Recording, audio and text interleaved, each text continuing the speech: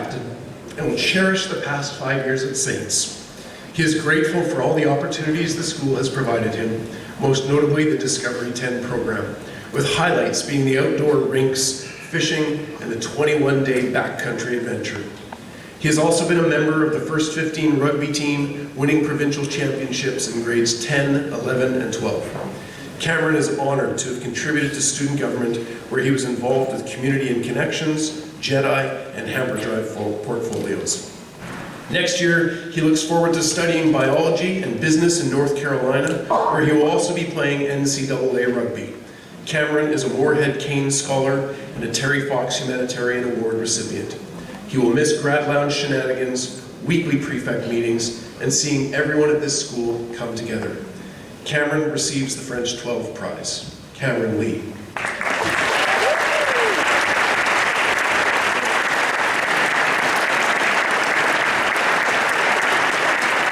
And with that, it gives me great pleasure to yield the lectern and to introduce to you all the class of 2020.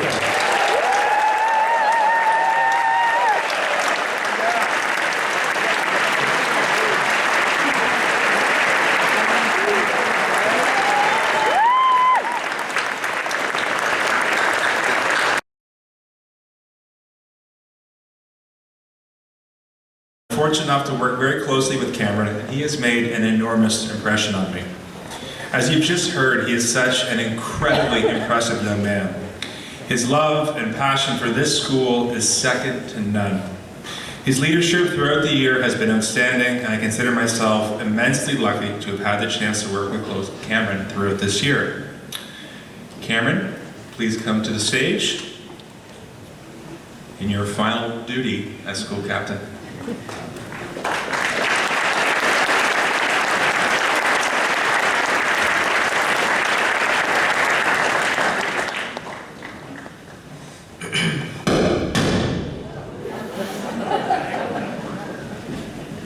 Good afternoon, Mr. Young, Ms. Weston, Ms. Eckford, Mr. Gerd, Ms. Roberts, honored guests, faculty, staff in the St. George's class of 2025. In 2010, my family and I moved a few blocks away from the junior school. One afternoon, while playing street hockey with my dad, a son and his father walked down our lane. That boy turned out to be none other than Chase and his father, Mr. Paul Prosnick. What started as a simple hello soon blossomed into a lifelong friendship between our families. Fast forward a decade later. A month before entering the senior school, we had dinner at the Prosnick's home, where Miss Tanya Peters and her son Charlie also joined us. Over conversation and laughter, Mr. Prosnick and Ms. Peters shared a message I have never forgotten. At St. George's, there is something here for everyone. That night did not just reaffirm our bond, it deepened it. And that, to me, is the essence of St. George's School. Connection. A connection that stretches beyond classrooms and clubs, beyond grades and graduation. It is this bond that unites us as students, as a school, and as Georgians. This connection and bond to one another is what makes St. George's so unique. This school, its administrators, educators, and mentors have left indelible marks on the trajectories of our personal development. So I urge you to embrace the network that surrounds you. Contact Mr. Palmer, contact the OBA, lean into the friendships, the alumni, the teammates. That spirit of connection, the one I first found in a back lane with a hockey stick and a stranger, is the same spirit of connection that has carried us here today and moves us tomorrow. This is not the end of our story, rather the beginning of our next chapter. We are on the precipice of something exciting as we begin to turn the page of personal growth. And we see it in this school. Our experiences has prepared us for this moment. The same pillars that continue to define our St. George's experiences. And speaking of pillars, let me share one from Mr. Pillar.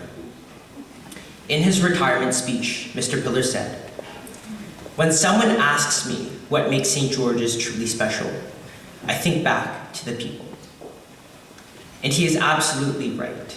At the heart of this school, whether in the classroom, on the fields, or in the hallways, it is the people who continue to define its soul and move its culture forward. To our parents, for the past 18 years, you have stood by our side through good times and bad, success and failure, and victories and losses.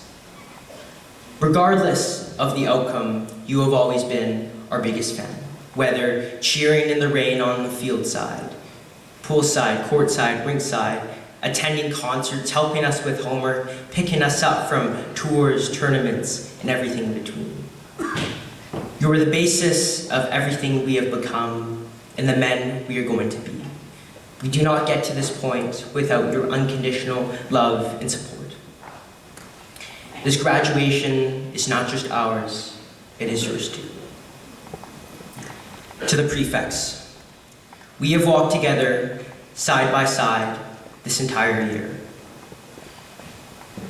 From a video that was meant to feature us, but somehow starred Sawyer Watt, Daddy's Home, you have led full of heart and found the cadence to create a shared space that was spirited, inclusive, and full of energy. To the teachers, last year, Mr. Calderwood offered our class help after every lesson.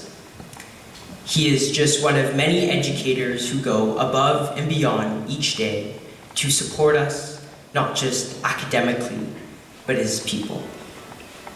Thank you for seeing, listening, and believing in us. From physical health and education to the university counseling department, you have set the foundation upon our post-secondary studies. To the coaches, we have had the privilege of being mentored by some of the best in Canada. Thank you for pushing us, encouraging us, and seeing everything in us as men and as athletes. From the 4-time provincial golf champions under Mr. Paul Krosnick to the first 15 rugby teams three-peat with Mr. Chamberlain, Mr. McGee, and Mr. Jakes. Thank you for your sacrifices, the lessons, and the legacy you have created. To Mr. Klassen, it is almost impossible to believe that this journey is coming to a close. In grade 8, as our head of grade, many of us were terrified by the massive prairie boy in the classroom. And while your height remains just as intimidating, what we have come to respect the most is your character. You have led 173 boys through challenges, a pandemic, and triumphs, all while instilling your empathetic truth.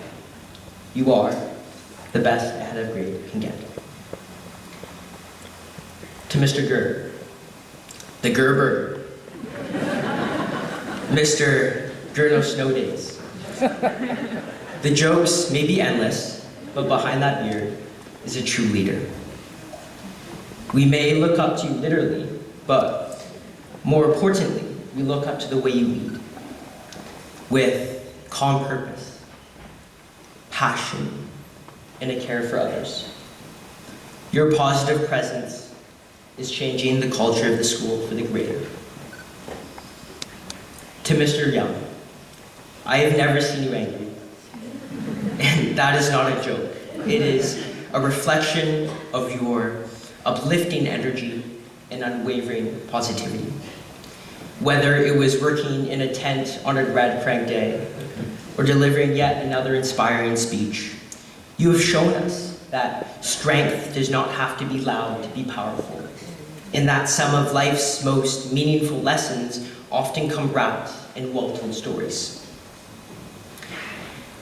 And to my brothers, In the years to come, many will talk fondly of their high school experiences, but few will be able to speak of something like this. The Saints VC basketball games, the cleat fungus that Mac Reynolds and George Cassidy grew in the grad lounge, the endless fights between Dexter and Cedric in the team room, and the crazy stories that came out of the Discovery 10 and the outdoor education trips. This morning may have been the last time we put on the Saints crest, but our brotherhood, our relationships will outlast every single uniform. The sum of this class is greater than any one of its individuals. And that to me is the magic of St. George's. Like the first hello with the Krosnicks, small moments grow into everlasting bonds. In our English novel this year, The Great Gatsby, the author F. Scott Fitzgerald wrote, "So we beat on, boats against the current, borne ceaselessly into the past." It is a reminder that while we push forward into the unknown, we carry everything that has brought us here. Every classmate, every teacher, every laugh in the hall, and victory on the field. We carry it not as weight, but as wind in our sails. Gentlemen, we have not just graduated, we have become Georgians, now and for the rest of our lives. Sine temore, ut favore. Thank you.